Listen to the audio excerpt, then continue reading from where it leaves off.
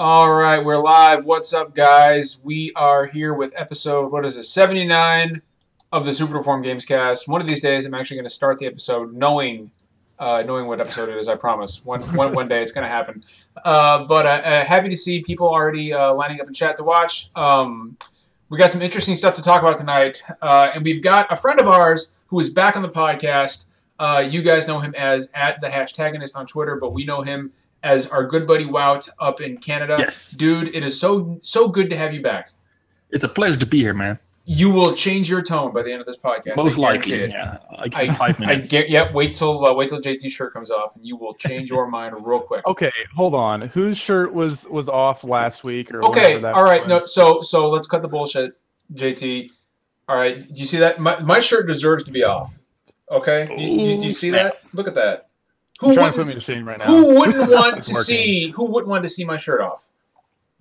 I can. Me. There's my video. Okay, yeah. So for some reason, my video wasn't popping up for everybody in chat, but there it is right there. Now everybody can see the glory. This is why, right here, this is why you want to have my shirt off on this podcast. Oh, that's what I call stress ball. Well, my wife squeezes it. Okay, so what we're gonna do? Oh boy, it's already going off the rails. But anyway, glad people are here to watch us. We got some interesting stuff to talk about. It's been kind of a slow week, but we got some cool stuff, some cool topics. And I thought we would start off with the Super Nintendo Mini, which was announced. I think it was on Monday, Tuesday. I'm not sure. And when was this thing announced this week? I'm gonna say Monday. Was it Monday? Yeah, I think it was Monday.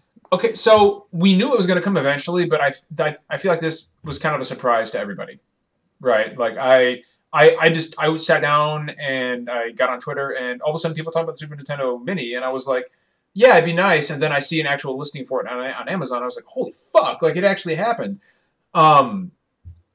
Interesting because I don't like.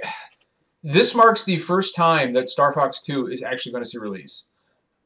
So you could say that this is a Super Nintendo exclusive.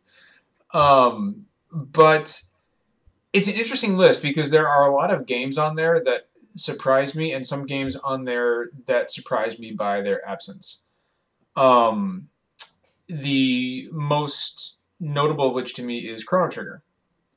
No Chrono Trigger on the Super Nintendo Mini at all. And I was wondering if... Wait, hold on, I'm just finding this out. You didn't know this? I did read the list, and I just assumed Chrono Trigger. Yeah, there's no Chrono Trigger. There is no Chrono Trigger. And Secret of Mana, right? No. Final No, Six or whatever. Unacceptable. They fucked up. I mean, Secret of Mana is a good game. It's not Chrono Trigger. So here's the other thing. Like, so yes, Chrono Trigger is a huge omission, but also like as much as I love Earthbound. And I'm happy it's there, I don't feel like that was a particularly, like, it wasn't a game with wide appeal, and it wasn't a game that... No. If Earthbound was not on this, that would be a disaster. See... It was published by Nintendo. It has to be on there. Yeah, but just because it was published by Nintendo doesn't mean it has to be on there. I mean, it's one of the most important games on the system. I agree, but it's not a game that a lot, like my wife had a Super Nintendo and she's like, what the fuck is Earthbound? That's the thing. Didn't really sell well. People say what the fuck is Earthbound, and then they play it and realize they're playing one of the best games ever made that they never played before. Yeah. I could play it on my 3DS. Yeah, I mean, I got my 3DS sitting Chrono Trigger on your 3DS. I have a working. Wow, hold on. On your phone. Yeah, I do have Chrono Trigger on my iPhone. Okay, that's bullshit. Okay, because mobile doesn't count. Nobody tells Susan I said that, but mobile doesn't count. Okay. But that's not the point. Ooh. The point is they're making a Super Nintendo Mini, and the best games on the system should be on it. I agree. And Chrono Trigger the best game on the system is on it, and that is Kirby's Dream Course. Get the fuck out of here, dude. It has Kirby Superstar, right? It has Superstar, yeah. But Okay, it has the Kirby that's golf all that game matters. for some reason. I mean, the golf game is cool, but it doesn't need to be on a Super Nintendo Mini. Exactly. Okay. But as long as they have Kirby Superstar, that's fine. Okay, so somebody answer me this, right? Like I have been hitting refresh on the Amazon page for the Super Nintendo Mini like all fucking week, right? Because at first I was like, I really, really want one. And I do. But at the same time, I can't get over the feeling that I would rather just had these games as like collections on a cartridge for the Switch, right? Like, No, you're not wrong. I mean, that just that'd be perfectly fine. A Switch cartridge with like 20 great SNES games would be. I'm actually kind of happy about the announcement because like I got done moving recently and I was like, this Super Nintendo collection's taking like a shit ton of space. And I hadn't like messed with it in like years. And a lot of the games I own are actually on the minis, so that saves me space. Yeah, I own pretty much every game that's on the SNES Mini, except obviously Star Fox. Yeah, I think the only game I don't own that's not, or that I do own that's not on the SNES Mini is like Kirby's Dream Land 3, but I mean, it's not like I'm not throwing a fit over that. I have all the ones that I would play. I don't know. I'd like to hear what Wob thinks about this. There's like 5 games that I love on that, and the rest I either never played or not really care about. But I will do anything to play the original Legend of Mana, or Secret of Mana, because that was one of my all-time favorite games on the SNES. Can I call it SNES? Is that weird? SNES? No, that's not weird, right? That's not weird. Is it? It's pretty weird. It's weird from when I grew up because I. Yeah, but you also have to remember that Wob was from Canada, so they do things differently. Yeah. But I never heard anybody call it a SNES until I was like 20 years old. But that's how I pronounce it. I actually prefer in my Super mind. Nintendo. I and all my friends said Super Nintendo or Super NES when we were kids. I mean, to be fair, I'd never heard anybody say a boot until Jeff was on the podcast. So I mean, they do. It's Canada. They do. Let Wout call it what he wants. They do things differently out there. I'll call it Super Nintendo because SNES does kind of sound a little weird when you actually pronounce it like that. SNES. I mean, a lot of people call it SNES now, but in the 90s, I never heard it once. No, probably not. I feel like you can't say SNES without sounding drunk. I think. Oh, what? You Maybe cut out. No, I was saying I don't feel like you can't say SNES without sounding like fucking drunk. That is true. Yeah, SNES. It's like a SNES. slur. Yeah, it's a slurring word. But anyway, here's my thing with the SNES. I'm gonna call it the SNES just for shits and giggles. Here's my thing. Like there are a bunch of games that on there that I would have happily traded for other games. Like for example, Kirby's fine. That's great. It's fine. And I understand why there's a Kirby game on there. But at the same time, I really feel like this would have been a great way to introduce gamers. Kirby Superstar is like a collection of Kirby games. We sure. I know. I got that. I'm just giving like an example, right? Like Kirby's great, but I would have loved to have seen like a Secret of Evermore on there, like an RPG that like very few people played on the. I mean, you only need Secret of Mana or Secret of Evermore. It's pretty much one or the other. To be honest, I think they include Secret of Mana because isn't the SNES Mini come with like 2 controllers this time around? Evermore is a single-player game. Mana and there's co-ops. I'm sure they're trying to push for that co-op thing. No, I think if Secret of Evermore had co-op, maybe. I thought you could control the dog with a second controller. That doesn't count. Yes, it does. It's two-player. It's not the same as Secret of Mana. It's not the same. No. Speaking of Secret of Mana, by the way, and I'm glad Wout brought that up because. We still don't have any news on a localization for the Mana Collection in America for Switch, and I think it's a fucking crime. We probably won't for like 5 years. Is it Seiken Densetsu 1, 2, and 3? Yeah, yep. It's all 3 of them, and it's available on 1 cartridge for the Switch in Japan. And there have been absolutely nothing. There's been absolutely nothing to indicate that we're going to get a localization. Excuse me, which I think is... Yeah, wait. So Seiken Densetsu 1 was Final Fantasy Adventure, yes, right? And then Seiken Densetsu 2 was Secret of Mana. And then the third one was the one that never came out in the US. But I played it on an emulator when the translation first came out, like 15 years ago plus. I really want to fucking play it. It's not good. It's not as good as Secret of Mana. Oh, of course not, but I still want to fucking play it. Like, It's still a good game. It's still a good game. It's just not... Honestly, I just want to play Secret of Mana online. But that's what I want. Cool. Yep, online co-op, cool. I mean, I did that on an emulator in like the late '90s. Actually, it's like, emulation is cool, man. Like you've been able to do a lot of cool shit with that for a long time. I think Final Fantasy 6 is also co-op, right? I think you can have a second controller in there. Yeah, in a way. I think it's actually 2-player for the battle system. Yeah. Not that I remember, but I've never played with 2 people, so I don't even know. No, he's I right. was watching the speed run. I was watching the speed run like a year or 2 ago, and that's how they did it. Was like 2 people with like 2 controllers. No, That's cool. That's cool. yeah, no, Wild was actually Good right. idea at the time, but, like, who wants to play an RPG with another person? There's a That's why lot. Chrono Trigger is not on the system. There's a lot No about co-op. Final Fantasy VI that people like weren't aware of until years later, like those super attacks that your characters can do when their health is really low. And they'll just randomly do this crazy super attack that you almost never see. You guys knew about that, right? I've actually never played Final no. Fantasy VI, so I played Final Fantasy 6 4 times. I've never seen that. Are you guys I serious? only You don't know own this? I only own the anthology version of it, and it sucks. Whoa! Hold on! I need I didn't know. to confer with Brandon and Wow. Yeah, You no, guys I've were not never aware talked of this. about it. I've maybe when I played see it 4 it. times on different systems. I have no idea So what Final Fantasy VI technically had limit breaks. And Oh, you know what? I did hear about this, but keep going on. so what they were is one of your characters, like if your character, whatever character, like Mog or Edgar or Locke, when they were really low on health and you hit fight, sometimes they would randomly do a named attack, like and it would have an animation that you don't normally see, and it would cause a lot of damage. It was like the precursor to the limit break. You almost never saw it because they almost never Couldn't happen, but they control do happen. And if you pull them up on YouTube, you can actually see them all. Which is really fucking cool, and it's just just one more reason I love that game, because there's still so many things years and years later that people don't know about that game. I must check this out. Yeah. Yeah, no, you have to check it out after the podcast. It's really fucking cool. I'm happy that we get Street Fighter 2 for like the millionth time in the system. Yeah, At who least cares? they're gonna charge you $40 for it. Ooh, yeah. Well, see, that's the thing, right? Is that we just got Ultra Street Fighter 2 on the Switch, so I feel like Street Fighter 2 Turbo on the Super Nintendo Mini probably could have been skipped in favor of something else. I mean, It's like also- honestly, it's also why the only fucking game only on there, 20 too. games?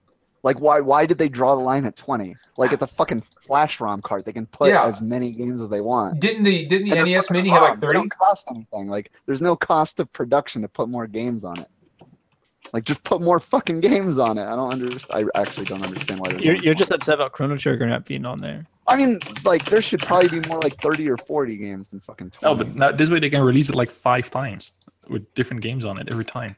Yeah, that's bullshit. Well, and let's also It's Nintendo. let's also point this out: the fact that Nintendo is apparently going to stop manufacturing them by early next year. So if you don't get one this fall, you're fucking shit out of luck unless you want to pay. You just gotta wait for the Nintendo 64 Mini to come out. Which yeah, I see. That's I'm not not. gonna work. I hope they don't do that. So here's the other question I have about the Super Nintendo Mini, right? So for some reason we're not showing up on YouTube again. Like we're live, but we're not showing up on. I saw us on YouTube. It's weird. I can't see us at all. Let me check again. It showed up in my subscription. Yeah, no, I see it. That's right there. weird. It's in I my can't see it at all. subscription feed. Yeah, works for me. But at any rate, here's the other question I have regarding the Super Nintendo Mini, and of course, the NES Mini last year, is what does this mean for Virtual Console? Because I feel like releasing, and especially if we get the like JT said, the Super or the N64 Mini next year, which I'm sure is probably going to happen. I feel like the Virtual Console, as we are used to it, or as we have been used to it on the 3DS and the Wii and the Wii U, I feel like that's going away and being replaced by something entirely different. Because otherwise, why would you release all these classic games on an inexpensive little box? That's the freebie. Like you give them these titles, and you're gonna renew your Virtual Console, and you're gonna say the rest of the portfolio now available on the Switch, and that's how you sell units. That's what I would do. But See, Nintendo, they're not going to do that. but what would make more, like, if you're going to do this, like I said earlier, what would make more sense to me, what I would rather see, would just be to release these games as collections on Switch cartridges. I mean, that to me would make more sense. I would love, I mean, Final Fantasy VI, I refuse to call it 3. I hate the fact that they're calling it 3 on the Mini. But Final Fantasy VI is my favorite game of all time. Like that is the one game where I'm like, this game is fucking perfect. It's perfection. I cannot find a flaw. And I would fucking love to be able to play Final Fantasy VI on the go, on my Switch, wherever the fuck I want. But instead, I am tied to my television. And to me, releasing, like, I get the concept of the NES Mini and the Super Nintendo Mini, but to me, it's almost it's counterproductive to what the Switch is trying to do. And I feel like if you're going to do this, embrace the portability of the Switch, embrace the versatility of the console, and release these games on cartridges so we don't have to be tied to our television. We can play them anywhere. That, to me, is a much more compelling package. I don't know what you guys think, but that's just how I feel. No, you're right. But yeah, the point of the minis is that it's a collector's item. I mean, it's also to appeal to the casual user who probably doesn't own a Switch, but they played the games, back in the 90s. Exactly. The barrier of entry is so much lower with something like that. And they probably also have a bunch of 3DS parts just laying around that they need to use. So I doubt they're even that sophisticated. It's probably enthusiasts that care more than anything. Oh, dude, they're probably making $30 on every one sold. I mean, it can't be very expensive to fucking make. No. They're only selling this to enthusiasts because by the time the casual audience finds out about this, they're gone. Exactly. Yeah, exactly. They're not even style. Like if you're not like hovering F5ing a fucking pre-order page right now.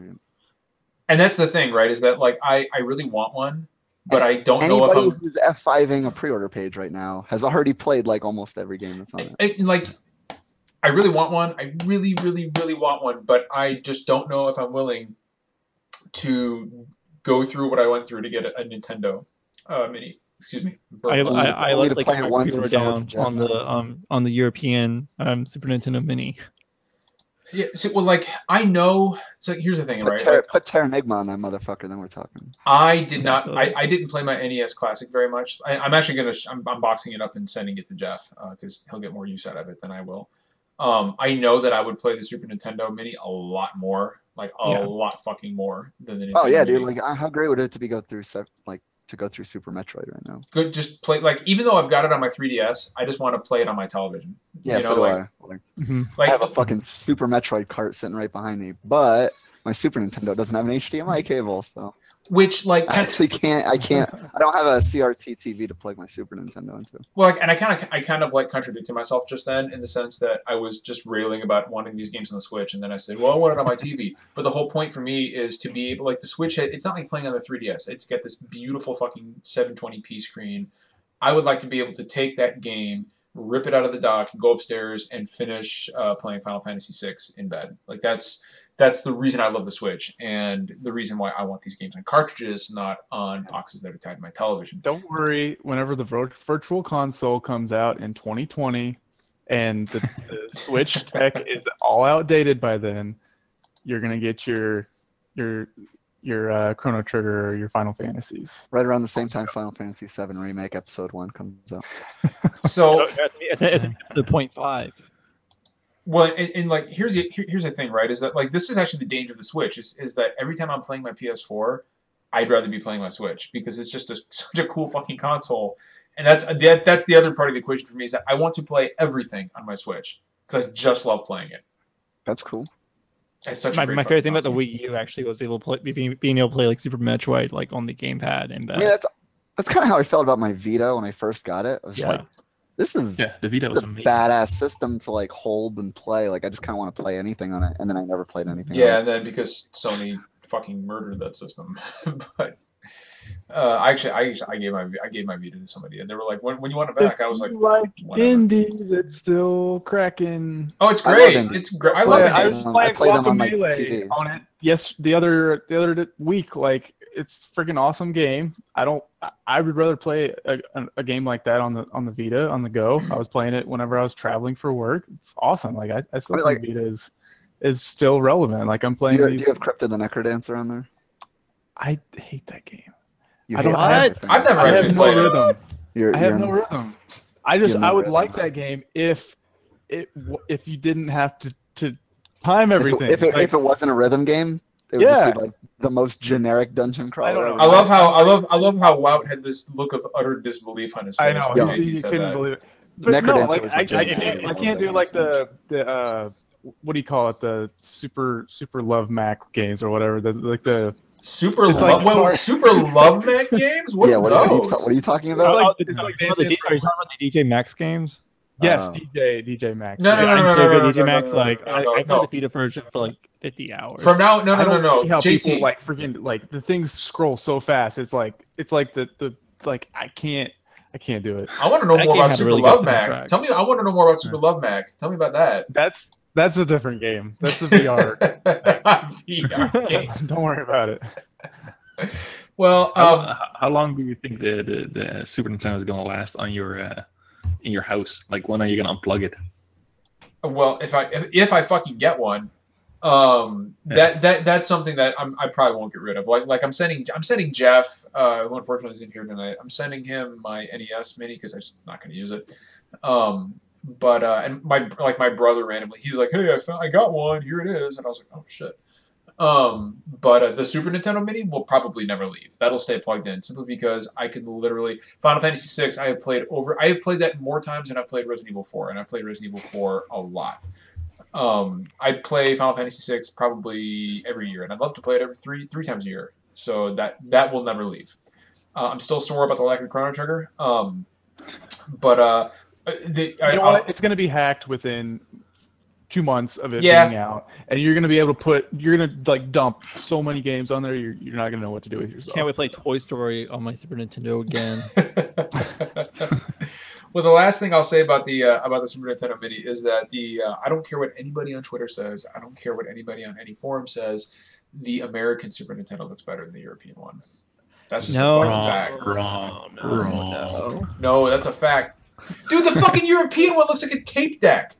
The only reason why I like the European one better than the American one is because the buttons are colored. And that's it. That's the only good thing about it. Well, I think it's like nostalgia because back in the day, I had like that one Super Nintendo controller that had like the turbo button, and the buttons on that were colored. So I don't know. It just reminds me.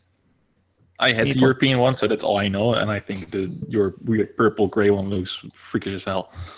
I think it looks great. I mean, but it looks like a tape deck. It looks like the fucking European Super Nintendo looks like an answering machine. Every time I see it, I want to press the power button and say, "Hi, you've reached John. I can't answer the phone right now, but please leave a message." Oh man, it looks like the hood of a car. A really shitty, ugly gray car with buttons on it. 18. Yeah. You know what? Here's what it looks like. I can't wait till Skyrim comes out on SNES Mini. It's gonna be great. It's gonna be really good. That 2D. I'm gonna stop playing it on PS4. And I'm gonna start playing it on the SNES. I hate Skyrim. But wow, was not. I don't hate Skyrim, so I was taken completely by surprise by that one. I'll tell you one thing about the Super Nintendo Mini. Let's unpack that. No, that's a whole podcast right there. That's we cannot spend the next hour telling Wout why he is wrong. But what we can do, what I will say is that, by the way, I want to point out somebody in chat had mentioned Valkyria, the new Valkyria game, which apparently sucks. So that's kind of a I've heard nothing good about it whatsoever. I love it's a spin-off. It looks like a Tales game. I love Valkyria Chronicles. Does it play like a Tales game? No, I thought it was more Dynasty Warrior-ish. Yeah, I think it's more Dynasty Warrior-ish. Yeah, it's an action RPG. Yeah.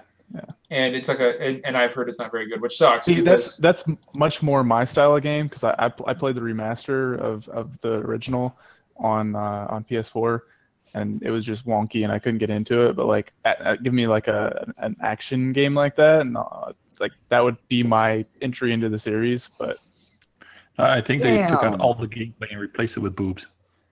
Yo, they just put out a trailer for StarCraft Remastered. What? Yeah, oh, shit. It's fucking awesome trailer. Coming out only for PC, I imagine, right? Well, yeah, it's fucking StarCraft. Yeah, well, bring that shit to consoles. Come on. Yeah, I want to play with the controller. That was a joke. I can't wait till StarCraft Ghost comes out for the Super Nintendo Mini. Yeah, I can't wait for. Shut up.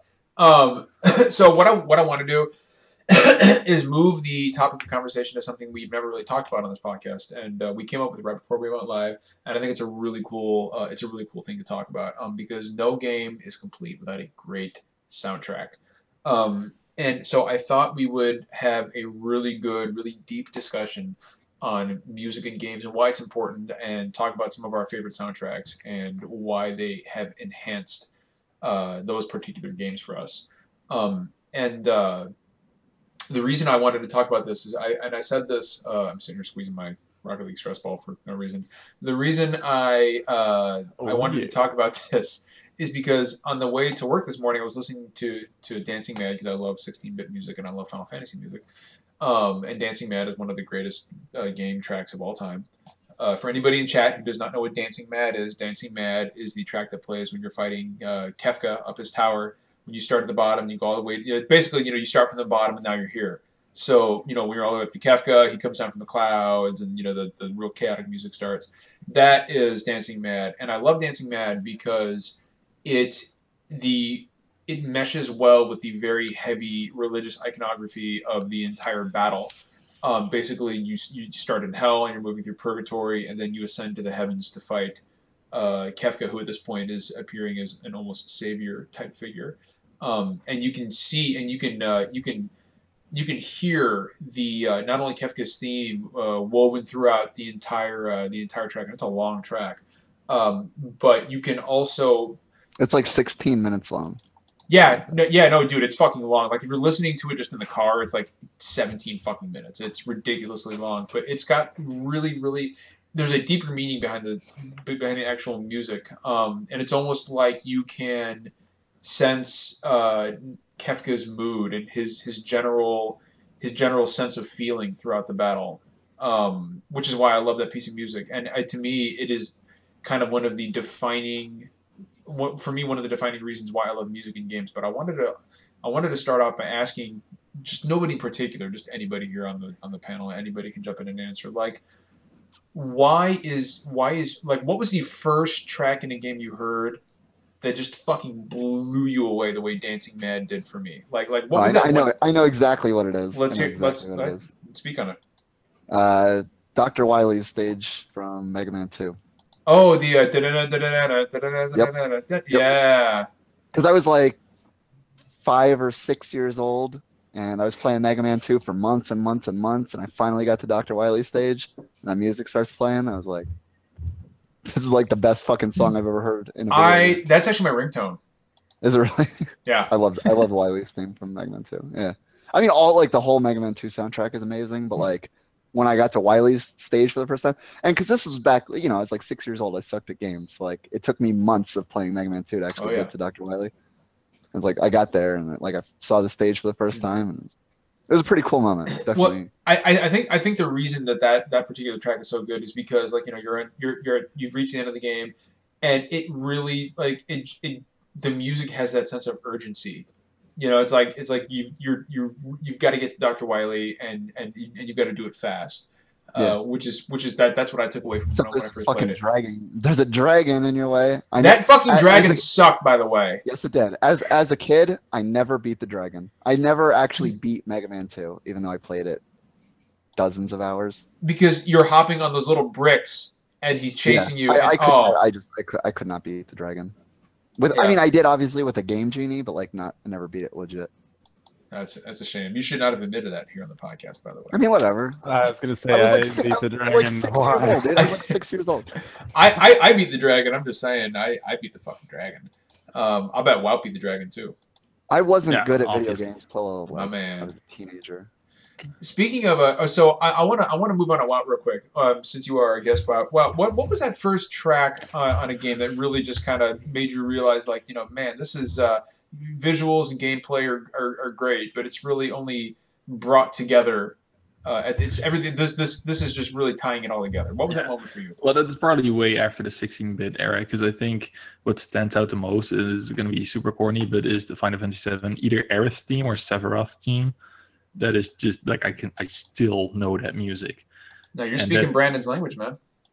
Oh, yeah. I have a very unfortunate experience with Final Fantasy VII actually, because really? I didn't have a PlayStation. I mean, it's my favorite game of all time, #1 favorite game of all time. But I did not have a PlayStation 1. I had a PC. So the first time I played FF7 was the PC port in 1998. And the worst part about that port is the music, because it had like different synthesization than the PS1 MIDIs did. The instrumentation in the PC port is much, much, much worse. In fact, One Winged Angel doesn't even have the angelic chorus. No, One Winged that's bad. It's awful. So I actually had no idea how great One Winged Angel actually was when I played it for the first time, because I played like a gimped version that had like shitty music. It's also massively overrated. I think what makes the music good is just your disagree. emotional investment in it. Because I think Final Fantasy VII is probably one of the first games that like made me feel stuff when playing games. So then when I connect the music to it, like, oh, like that's super good. Out of context, I'm not sure if it holds up. And I was like, It's super about that cheesy. before. I like the Advent Children version of One Winged Angel a lot better because it's got like actual guitars and shit. I don't know. I think that version holds up really well. But, like, the original I feel like One Winged Angel is really like, I feel like it's kind of cliched at this point. Probably. You know, simply because like every time you get like, you know, a Final Fantasy Distant Worlds concert, like everybody expects them to play one. Like that doesn't mean it's not good. It just means it was overexposed. Well, maybe it's just because I don't think Sephiroth is as good a villain as Kefka is. So we'll move on to. They're equal. They both have their ups. No, Kefka's better. Kefka is not a perfect villain. He's a little goofy. I'm not gonna entertain that. JT, we're talking about two of my favorite games ever made. Like, I'm just saying. Okay. What are you singing into? It's fucking Halo, dude. The Carmina Boreara. I can't pronounce it. It's Halo, man. That's it's like Halo, yeah. No. I knew what you were singing. I was wondering what you're singing into. A beer bottle, okay? It doesn't have to be Halo. Halo's like the most epic shit ever, dude. Like you gives you like goosebumps. Yeah. I like Halo music. I don't like Halo as a franchise, but I like the Real quick, hold on. The best part of the Halo franchise was Halo 3 with the music blaring, the ending, you know, you're just like driving, like trying to escape on the Warthog. Like Halo music is just like the most badass Halo music is pretty gutsy, like awesome, like perfectly themed music. It just sets the tone so well, like from the menu music to the ending. You cannot get better than that. Real quick, I just want to not to interrupt, but Kogasu in chat said One Winged Angel is the Freebird of video game music. And Freebird is an amazing song. It's just overexposed. I just said, yeah, that's the great term. It's overexposed. But you know, I don't know. Halo music doesn't do it for me. But maybe that's because I never really got into Halo. I don't like Halo, but I love Halo music. It's I mean, just like I mean, the only Halo track of what I can tell you is the at the beginning of the fucking I don't really know. That's the only one I know. I know I butchered like, that, but it's super badass. I don't know how anybody can't like. And you're like, oh shit. I'm like, these monks are fucking like singing at me. I'm gonna shoot some stuff tonight. No, it's so cool. You just like I can listen to that all night. All night? That reminds me of the NeoGaf post of the guy who was waiting for the Halo 3 reviews. Was having like a mental breakdown. I don't know what you're talking about, but I'll have to link it to you after. So you know who was it? Sean Elliott is, right, from One Up. Yeah. Of course. So back on the GFW guy. Live podcast, he used to do a section called Heroes of the Web, and he would read. Normally it was posts from NeoGaf, but it was from any video game forum. But he would take posts and just dumb posts, and he would read them in a silly mocking voice. I remember that. Yep, that was like the best podcast ever. I got to go back and like GFW Radio, whatever. They changed the name a couple times, but. So Jay, same question, my man. It's from a Final Fantasy game. Everyone's favorite Final Fantasy VIII. Oh no! It's the Balloon Garden theme song. You know the song that plays. I like Final Fantasy VIII soundtrack. It's a very good sound. I mean, I love Nimbo. Even if 8 isn't my favorite game, like it's an amazing soundtrack. Yeah, it's a really good song. And like as like a little kid, I was like, I think I was like 5 when the game originally came out. Like I never really got far, but like I always restart the game, and that was always the song that I'd be playing in school. It's a really playful sounding track. I know that. Yeah, I know the soundtrack for that game is amazing. I'm talking about like the Balam Garden theme itself is like really lighthearted and playful, and and like it fits well with the whole school theme and whatnot. Like it feels like a Japanese high school song. So, I want to ask you guys a question. And this is something I've been thinking about this entire discussion in regards to music. Sorry, my freaking nose is getting all stopped up. I hope I'm not getting sick. But is it me or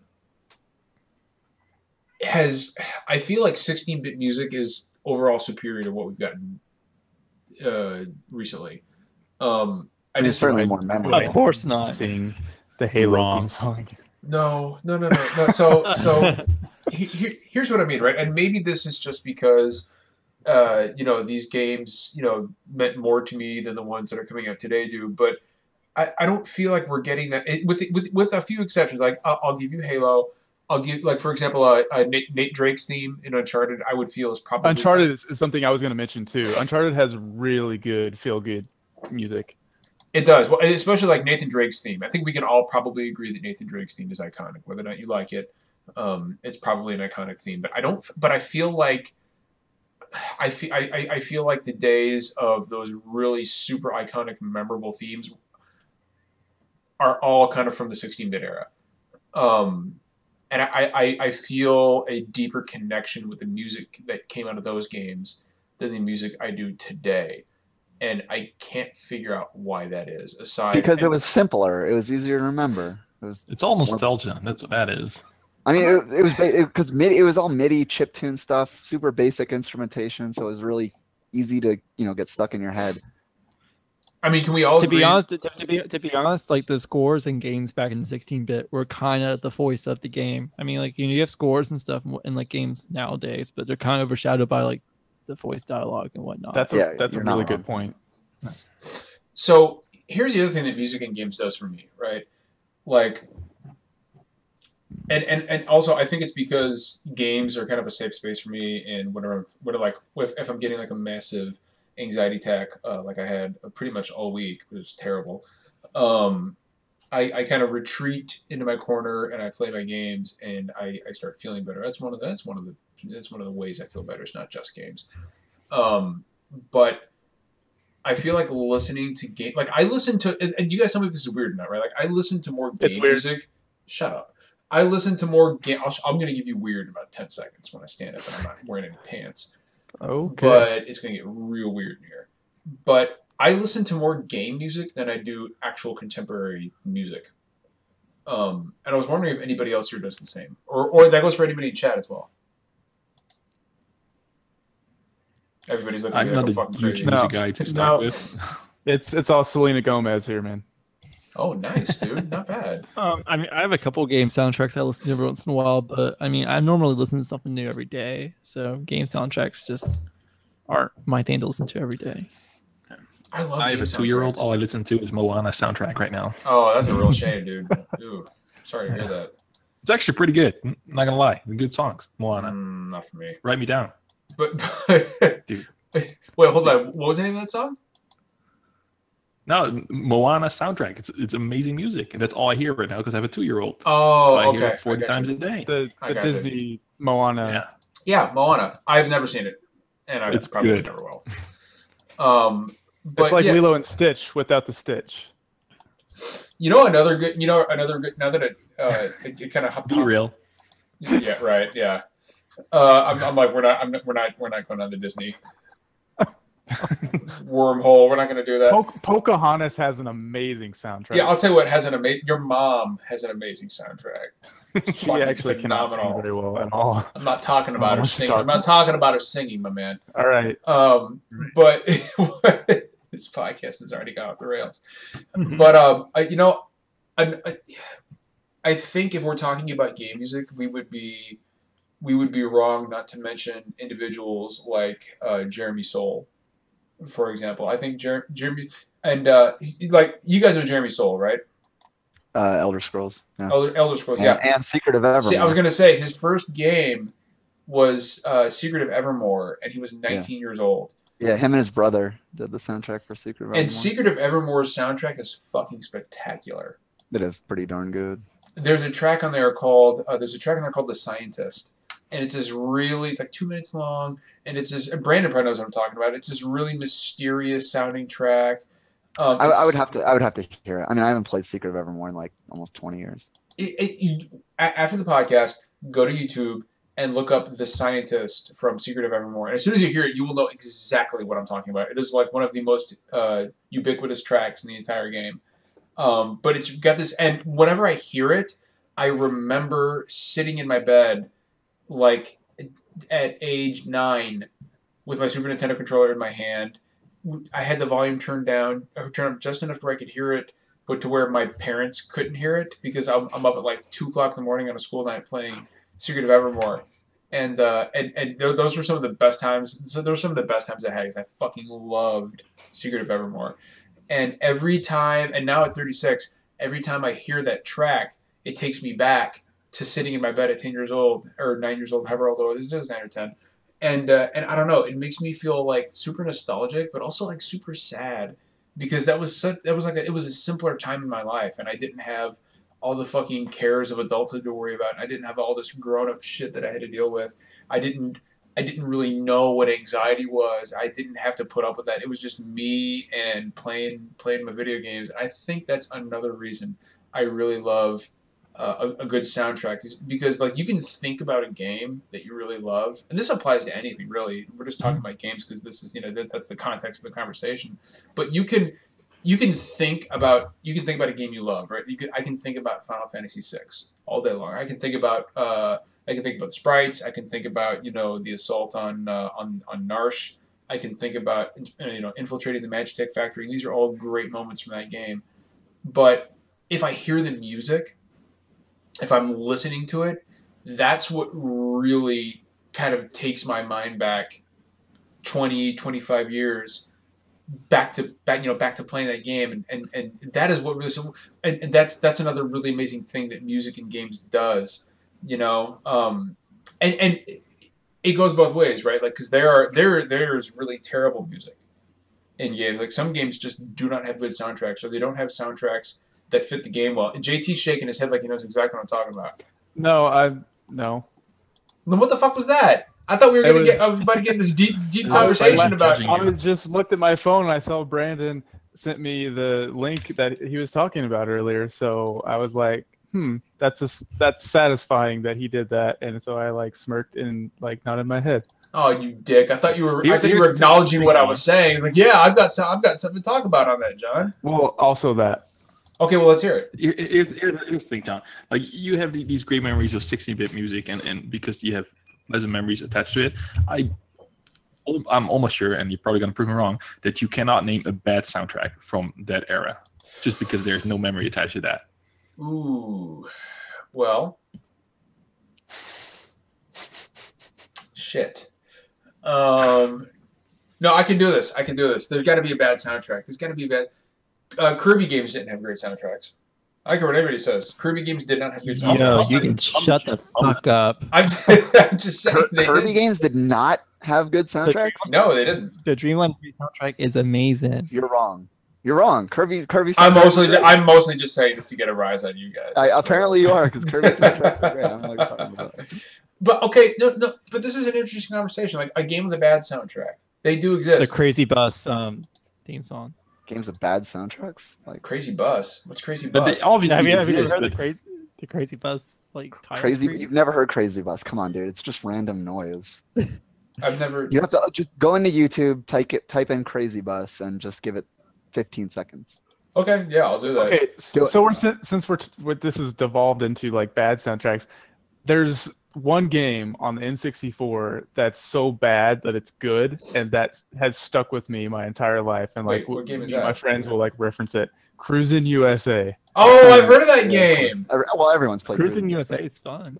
I don't remember that has one of the most memorable soundtracks for me. Like, it's got the most cheesy stuff, but it sticks with you. It works well with the theme of the game too. Yeah, it's just like it's kind of a cheesy racing game.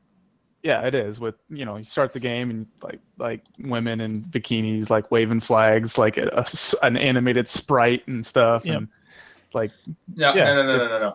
I've got a bad. Here you go, JT. I've got a bad soundtrack for you. Right? Do yourselves a favor after the podcast is over. Go to YouTube and look up the soundtrack for Ride to Hell Retribution. Like, I know people shit all over Ride to Hell because it's such a terrible fucking game, but the music in that game is what helps it cross the finish line from bad to just utter garbage. Like, just listen to the theme song. It's like this.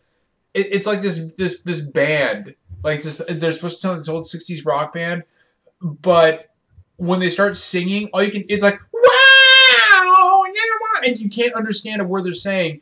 And for a game that is set in the 1960s, in the rough, tough world of motorcycle gangs, like all of the soundtrack, it's like this smooth jazz. So like you're riding down the highway and you're doing your power slides off of fucking ramps on your motorcycle, and you've got a fucking jacket on your back with a giant skull on it with a knife going through it, and you've just got done murdering like 3 cops on their bikes, and you're doing it all to the soundtrack from fucking Soul Train. Like, I'm not kidding you. Like, he's on his bike. He's like, oh, I'm all pissed off. But it's like, and I'm like, what the fuck am I like? Actually, I have a bad music soundtrack. So this might be kind of cheating, but it doesn't count. No, it's 2013. No, that's fine. No, let's hear it. Back in 2008, Konami released a music game called Rock Revolution. I don't know if everyone remembers that. It was this really bad like rock band ripoff. All the songs in the games are covers. Oh, okay. Wait. What year was this? 2008. Okay. It's called Rock Revolution, and I mean, like by like 2008, like like music games were getting like the actual songs, but like Konami couldn't. So like this really covers everything. And most of the covers in like music games back in the 2000s were pretty decent, but in Rock Revolution they were just like it felt like they've only heard a song like once in their lifetime, and like they all just sound fucking terrible. I mean, it's a bad game. So Kogasu in chat agrees with you, Jay. So for a minute, Jay, sad face. Jay, I thought you were talking about this is why I asked the year. For a minute, I thought you were talking about that fucking Aerosmith game. Revolution X. Revolution X, yes. Revolution X. I remember that game. Oh God. That game was hilarious. Where you were fighting off the forces of tyranny with only the power of your rock. Literally shooting CDs at them. And I loved Revolution X. Like, well, I didn't love it, but it's a very bad game. Oh yeah, but I loved how bad it was because one, Aerosmith songs are fucking terrible. Like I think we can all agree that Aerosmith is a shit band.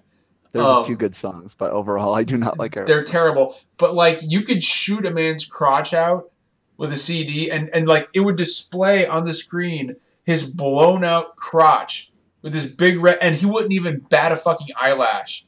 And in order to kill this guy, you had to get like just a, and there's like so. I think it's fair to say that if I got shot in the dick, at the very least, I would fall down and scream like a bitch. This game sounds like fun. Is it available on the Super Nintendo Mini? Or Revolution X? Dude, if Revolution X was available on the Super Nintendo Mini, I would shit a brick. I'm not going to play it, man. Everybody do yourselves a favor and go to YouTube after the show and look up Revolution X on YouTube and just watch 15 minutes of it. It will change your fucking life. The game is amazing. The more I think about it, though, like, there's not really like necessarily like a bad soundtrack. I'm putting that in quotes because most of the music composed for a game is composed for that game in particular. So there's always like a vision for the music in the game. So even like if the game's good or bad, like it kind of already fits the game. I want to. Yeah. No. Wow. Go ahead, man. Yeah, but that's the annoying point I'm trying to make. Like, you like the music because you like Final Fantasy VI, and you like playing that game in your mind that it's just a good space for you. Because if you would have played a bad game with a good soundtrack, I don't think you would have remembered the soundtrack because it was good. Because you would have forgotten that game. Other way as well, if you would have played a good game with a bad soundtrack, maybe you would have remembered it better than it was, or just forgot about the music altogether. I think if you take your music that you love, the 16-bit music, out of context, and you would be able to hear it for the first time today, you would not be as impressed as having all those memories and all those emotions connected to it. Like, if you take all the emotion out of 16-bit music, it beeps and bloops, really, because that's all they were able to do. It's mediocre at best. No, I agree, and I think you're probably right. I think there's something to that. I mean, I've said before that I think the game is only part of it, right? Like, I think it's that period in our lives that the game came along. Like maybe I would not have loved, like when I played Final Fantasy VI. Again, I use that as my example. When that came along, I was going through a period of severe physical and emotional abuse at home, and maybe that game would not have resonated with me the way it did if I had not been going through that at the time. who's to say? Maybe I would have loved another game. Maybe I wouldn't have enjoyed Final Fantasy VI. But but that game came along at the right time in my life, and I ended up loving it. So I think there's probably something to that. Having said that, there are tracks and games that I have not played that I really like, and they make me want to. Like Final Fantasy 13 Lightning Returns. I've never played it. It's like the one Final Fantasy game I've never played. But it's got. We had a very interesting conversation about this on Twitter. Yeah, just yesterday. But it's one of those games where like I would like to play it, and after our conversation on Twitter with you and me and a few other guys who were involved, Anthony was there, Susan Art was talking with us. But after that conversation, I really want to play the game. But I have listened to the soundtrack, and it's really fucking good. It's got a really good fucking soundtrack. I especially love the final boss theme, which is just fucking nuts and all over the place. But there's another soundtrack actually that we haven't mentioned, and I want to give a special shout out to, which is the soundtrack for Chrono Trigger. I thought you were gonna say Mass Effect. No, I actually think the soundtrack for Mass Effect is overrated. Are you freaking kidding me? No, I'm not. Actually. Come at me. Are you? Okay, what's the timestamp on this? I'm sending this to our good friend Shinobi, and he is going to be very disappointed in you. Please, Mass Effect has the most perfect sound. Like when you open up like the galaxy map and you have this perfect wanderlust-inducing synth track playing over it. It's like the most inviting thing ever. It's just like, come explore my world. Wait, JT, how does that go? Let's hear that again. No, I don't have my microphone. I'm not gonna do it again. I think. Wow, were you gonna say something? Yeah, I know I fall for the same trap that I've been accusing you of with your Final Fantasy music, because I love the music in Mass Effect 2, but that's because I love Mass Effect 2. I don't know if I would be able to love it out of context and hear it for the first time. I'm like, this is some spacey music. I'll move on now with my life. But because I have all these memories of playing the game and like listening to the music for 400 hours, I probably like it more than it's worth. I don't know. But it's because games, man, it does shit with you, and then everything around it that just becomes a part of that. Yeah, it sets the mood very well for the experience that you're having actually playing the game. I actually think that Deus Ex did it better. I think I know what you're talking about. Let me explain. The games themselves have very similar soundtracks, in my opinion. They both, Deus Ex, they're both synth heavy.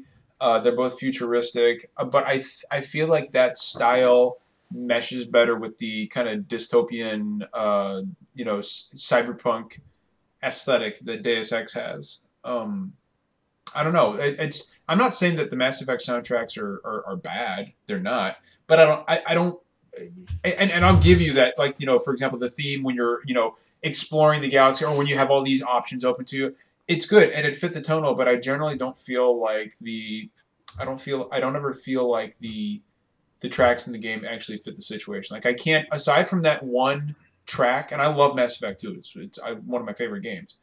But aside from that track, when you're looking at your control panel and you can decide which planet to go to, aside from that, I cannot name you a single track from that game. I can't. Fair enough. Yeah. Shinobi is going to be so disappointed. Did you actually send that to him? I'm going to. Please do. Please do. I've noted I'm a big boy. Shinobi can handle it. I'll do you a favor, John, because I have never played any of the Deus Ex games. So I will tomorrow listen to the music and about it, because it probably won't have much of an impact on me, but it'll still be good music. But it might sound like video gamey to me because I don't have that connection to the franchise at all. Dude, the Deus Ex actually has a really good soundtrack.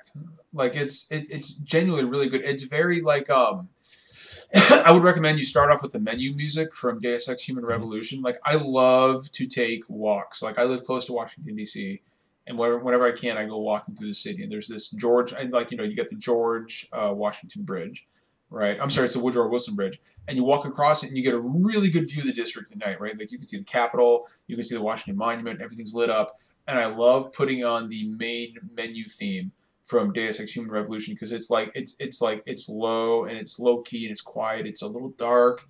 It's got that mysterious feel to it. It's kind of cyberpunky, and it's just great mood setting music. Yeah. I really, but like, if I had to ask you, like if you guys had to pick so we've talked about games overall, like soundtracks from games that we really love and why we love them. But if you guys had to pick, and we'll start with Brandon, if you guys had to pick one song where you were like, the track from this game, this one track resonated with me more than anything else, what would it be? That's something I got to think about. That's a tough question, I know. Yeah, I mean the game. Okay, so the song out of all games that impacted me the most. Yeah, what's the one? The one track. Oh, okay. Actually, you know what? No, it's not that hard. It's the main theme of Final Fantasy VII, the overworld theme.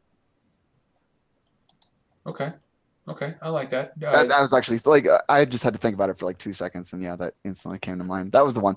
I have a distinct memory of the first time I played that game on PlayStation 1, because like I said, first time I played it on PC was with shitty music, so I didn't really have any fond memories of FF7 soundtrack the first time I played it. But the first time I played it on PS1, I remember I got out of Midgar, like 6 or 7 hours into the game, and you get to the overworld map, and the song started playing, and I just put the controller down and let it play. I didn't move because I didn't want to get any random battles. I just let it play from beginning to end through the whole theme.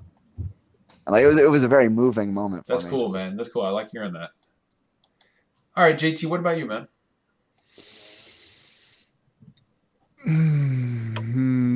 Come back. Okay. That sound you made sounded way too sensual. That was weird. Don't ever do that again. I'm thinking of all the sounds. Oh boy, Jay, what about you, man? You got one? It's from an obscure game. It's the vocal track in your voice from Steamboat Chronicles. Yeah, I remember that game. From what? I never played it, but I remember it. Yeah, I always joke around with my friends. I call this vocal track from Steamboat Chronicles the best indie album of the 2000s. Oh. But I'll admit, like, the vocal tracks aren't really all that good.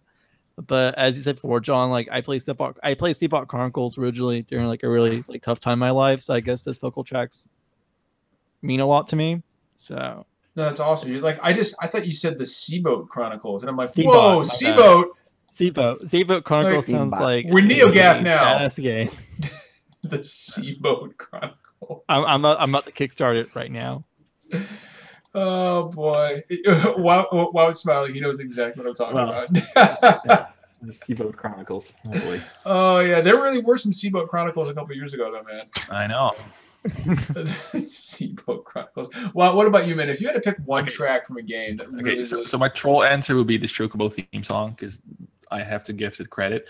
But if I look at like the music, like objectively, I think the best music for me is the start menu music from The Last of Us. Oh, the guitar good intro one. is so good. Dude, Gustavo Santaolalla is a fucking genius. I can't believe we've been talking about music in games and we have not brought up The Last of Us. Yeah, and I think that is music that could stand on its own. If you would let anyone who has never played a game in his life, her life before, they would still recognize that as good music. And the Chrono Trigger soundtrack. I've never played the game before, so I guess I need to listen to it. Oh, you never played The Last of Us? No, I didn't have a PS3. Oh, Jay, do you have a PS4? I do. Then you have no excuse. Join me in never having completed that game.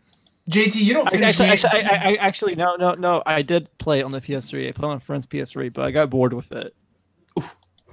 I can't play the game anymore now, man. All right, let's hear it, John. Let's hear it. I didn't even see giraffes, okay? Like, didn't get that far. All right, so I guess mine would have to be the Prelude from Final Fantasy. Simply because, the first time my first Final Fantasy game was Final Fantasy VI, and then I went back and I played 5 and 4 and 2 and 1. 3 wasn't available at the time. But again, that was and again, this goes back to what Watt was saying about things resonating with you because of when they happened or the circumstances surrounding when you play the game, which I think is a completely legit point. But the first time I heard that I had actually I'll get a little deep here, but I had actually just come off a beating from my dad. I was about maybe 12 years old, and I had actually, we used to go through all kinds of shit, like getting hit with weightlifting equipment and throwing downstairs and shit. Like it was nasty. Like it was fucking nasty in my house, and I just come off of like a beating. And I was in my room, and I was fucking lucky that my dad never took a sledgehammer to my little CRT television or my game systems. That would be fucking terrible. But he never did. And I was playing Final Fantasy VI. It was the first time I played it after the beating, and it was my grandma had taken me to go get it, and popped it in, and the very first thing you hear after you hit start is the prelude. And I was like, man, that is beautiful, and I kept wanting to keep, but I didn't want to stop listening to it because I needed something good in my life at that exact moment. I needed something good. I needed to hear something good. So I remember at like 12 years old, I turned the lights off in my room, and I just let the prelude go for like a fucking hour, and I just sat there. And I cried a little bit, and then I felt a little better, and I just sat there. I lay down. I was on my stomach, and I had my head on my hands, and I was just listening to it. And I closed my eyes, and I fell asleep. And so so every time since then, when I listen to the prelude, and the Final Fantasy VI version of the prelude is still my favorite. Like there have been more involved versions, more advanced versions that involve actual musical instruments instead of MIDI tunes. But that version of the prelude, still to this day, whenever I hear it, just gives me goosebumps because I remember what it did for me back then. And that all ties back into the reason as to why I love video games so much, because they quite literally saved me at a time when I needed it.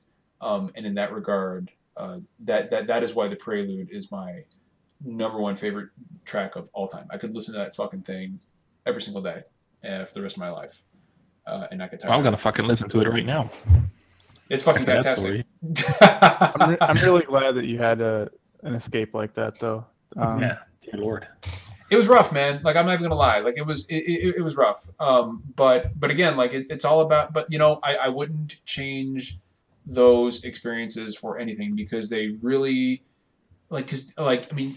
Look behind me. I love games. I love fucking games, and they provided an escape for me. And if if things had turned out differently, then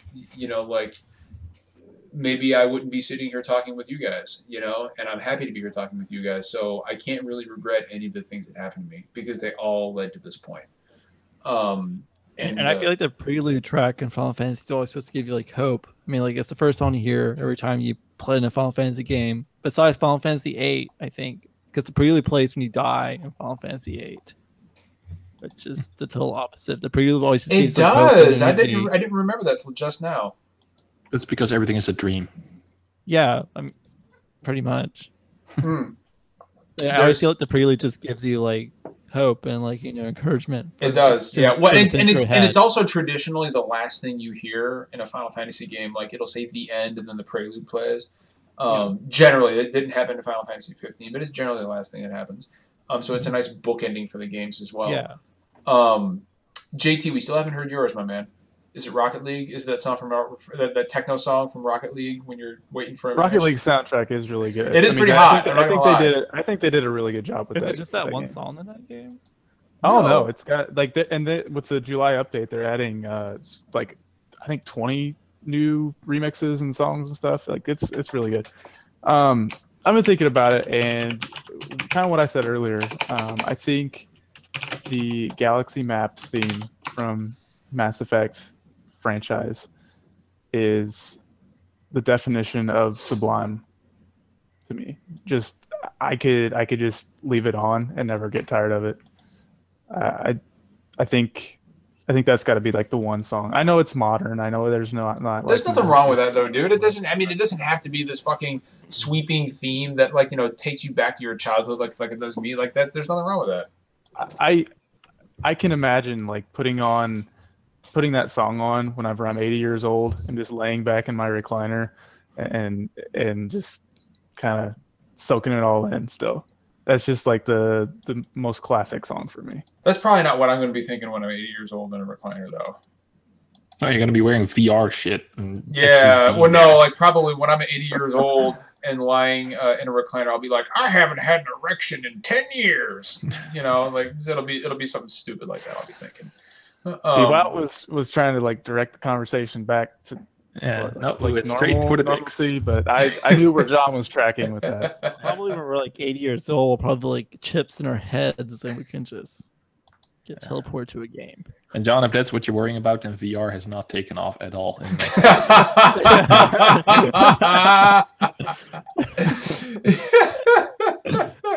Oh, you son of a bitch! No, 80 years from now, Nintendo will bring back the Virtual Boy. 80 years from now, what if 80 years from now we go back full circle and we're all playing like 8-bit games again, and the cycle just repeats itself? Yeah. And the Switch still won't have a way to play all the Switch still won't have Virtual Console. And you still can change your name on PSN. Yep. That's never going to fucking happen, and any PlayStation fan needs to go ahead and fucking cop to it, because you're never going to be able to change your name. Somebody in chat actually said no Mick Gordon talk.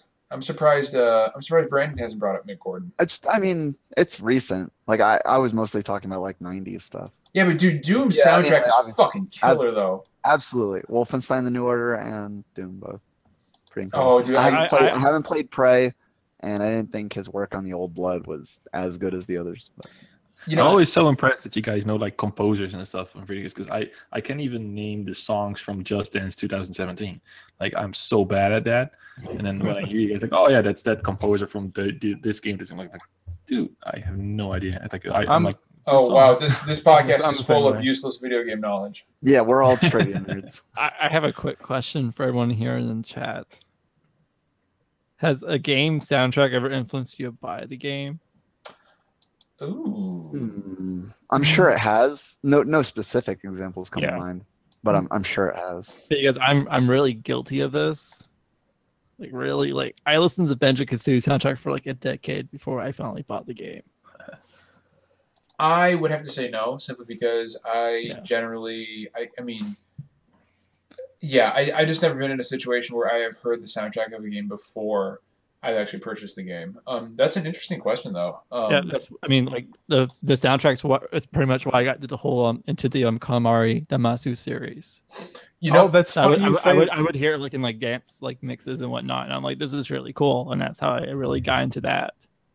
That's a good point. I looked that game up whenever that was still like in the early days of like YouTube and stuff. Yeah. And I found the song from that, and I'm like, this is really weird and funky. And like I remember seeing it in like EGM or Game Informer or whatever. I'm like, this is a weird ass game, but it was like $17.99 used at GameStop. I'm gonna try it out, and I ended up like, it's I love those games now. So that's a really good example, I think. Katamari Damacy. You know what's we've got some other really really good suggestions in chat as well. Like Nier Automata has a fucking fantastic soundtrack. I got into the first Nier just because of the soundtrack. Oh, dude, one of my favorite tracks this year was or actually two of them. Two of my favorite game tracks from this year are "This Cannot Continue" and "Become as Gods." "Become as Gods" is fucking awesome. If you haven't heard it, yeah, dude, that game was that track was the shit. But you know what's fucking crazy? So we're sitting here talking about game soundtracks, and I want to give some love to Thumper, because I work out a lot, and the other week I did some interval. I put this on Twitter. I did some interval sprints for like 25 minutes. I was doing hard fucking interval sprints, and I was like, I wonder what would happen if I listened to a perfect run of Thumper while I was doing my interval sprints. Dude, it almost gave me a fucking heart attack. That sounds about right. Yeah. Like, dude, I was shaking. Did you want to just like punch yourself all over the face and like it's like dude, anybody in chat, stomp on your nuts. If you don't get what JT is saying in chat, if you have not played Thumper, like play it. I've got a movie theater in the next room. I got like a big 100-inch screen, like fucking surround sound. play Thumper on the biggest subwoofer you could possibly fucking find because it's a rhythm game and it's all like boom, boom, boom, boom, boom. Like it's fucking like it is nuts. And if you listen to a perfect run while you're doing like hard interval sprints, I swear to God, it almost ended my life. Like I was like, it was almost too much for my body to handle. After I took the VR headset, because I played it first in VR. After I took that off, I was like I wanted to like yell at small animals like at full blast or something. It was like I was so hyped up. I needed to go like punt something off a rooftop or like it's just so like it punches you in the gut and you just dude, I can't even fucking fathom of the level that it's just like. Gotta do something. I can't even fathom playing that game in VR. I feel like you'd have a fucking it's insane. stroke. Like you feel like you're in like this drug freaking heaven of craziness. It's like Lovecraftian almost, the fucking game. Like it's almost a horror game. It's like doing PCP or something because it's not that any of us would know what PCP is like, but neither. But right? I hear it's great, right? I wouldn't know what PCP is like. But no, like I wanted to point out Thumper because I have it's already been a week and I don't think I'm ever gonna forget the experience of turning up the volume in my ears to max and listening, and I'm talking like a perfect run of Thumper, and it was like, dude, I was on the treadmill doing these interval sprints and my face was like super stressed out. I'm like. And like I can see the people on the other side. Like again, hold on, restart this story. Yeah, sure, no problem. I was like, and there's your thumbnail. And yeah, there it is. Yeah, do it. Print screen. And no, meme it. And I'm sending that on top of the link I'm sending to Shinobi. So. No, but like, dude, there were people on the other side of the gym looking at me with this look on my face. I'm like sweating profusely, even more so than I normally would, because I'm so stressed out listening to Thumper. And people are looking at me like, "Is he okay?" Like, and like, dude, I got done, and I got off the treadmill, and I was literally shaking. I was like, I can't. Holy shit! And dude, I'm not gonna do that again anytime soon. I'm not even fucking kidding. It almost broke me. Have you guys ever played Amplitude? I have. Amplitude is amazing. Yeah, like they have an all original soundtrack, and it's probably the closest I've gotten for music. But that game is pretty cool, and I thought it was pretty decent. But that game is hard, man. I thought it was hard. It actually is very hard. I'm good at rhythm games, and Amplitude is. And I was playing with Andrea from What's Good Games, and she destroyed me on a level that I just quit playing. I was like, I am never ever gonna even get close to these guys. I can't play it on a controller. Like I have fast fingers. Like I could play Guitar Hero on Expert and 5-star songs like no problem. But like with Amplitude, I just could not press the buttons fast enough. It's just those switches you have to make is insane. I thought the original Amplitude was easier than the newer one. Yeah, it was because I played the PS2 one back. The PS2 one's definitely easier. Really? Because I remember going to Walmart and playing the thing on the demo station where you like break your neck, and I got so pissed off because I didn't know how to play the damn thing. It's like, what is like? This is boring. Let me shoot things. Yeah, but the music, it's all original soundtrack, and that's ballsy to have a game like that with all original music, and it works. They really pulled that one off. Yeah. Whereas Rock Band Beatles is my cop-out answer. That's probably what I bought that game for the soundtrack. Does the remake include music from the PS2, or is it? No, it's just original music. It's everything's new. Okay. Yes, it's the original music, and there's some music from like other games. Like there's a song from Crafted the Necro Dancer, which is like your favorite game. So you should buy the game. Yeah. So there's one thing that I want to say real quick before we start wrapping it up. And I want to jump back on something that Wout had said earlier. He brought up The Last of Us. And I would highly recommend, if anybody has not actually seen the live-action script reading that Troy Baker and the rest of the voice actors in The Last of Us did, I would highly recommend you go to YouTube and look at that, because there is some excellent music from Gustavo Santaolalla, who's the composer of The Last of Us soundtrack. And that's him playing the guitar. He's on the stage playing it, and you want to talk about just fucking epic. Like, watch this guy, watch Gustavo Santaolalla play the Last of Us theme. on the stage. I mean, you can see how much he loves playing those songs. You can see it in his face. You can see it in the way he's handling the guitar. It's just really, really awesome to see. So I highly recommend everybody go and check that out. I want to kind of go ahead and start wrapping up simply because we're running short on time. Can I just say one more thing about game soundtracks? Yes, dude, please. So it's kind of cool. We're living like an era of like vinyl collecting again. You know, people like to collect records. I collect records, and there's companies such as like Data Disc and I Am 8-Bit. I mean, fuck I Am 8-Bit for numerous reasons, but like they're like re-releasing like these game soundtracks for, like the permission of the publishers and the composers. Like I own the Pensar Dragoon vinyl that Data Disc did, and it sounds beautiful, and it comes with like cool artwork and whatnot. So it's really cool to be like own like a lot of these, like music, like soundtracks like physically nowadays in such beautiful packages. No, that's absolutely and I actually have a friend of mine who has the vinyl for Hyper Light Drifter, which is a fucking fantastic game, and I just want the vinyl simply because the sleeve looks fucking awesome. Yeah, like I remember when Thumper came out. Like I think I Am 8-Bit was doing like a pre-order for Thumper, and like that you could get game digitally in the vinyl. I think it was only like $40, and the record itself looked pretty nice. Well, does anybody have anything else before we start signing off here?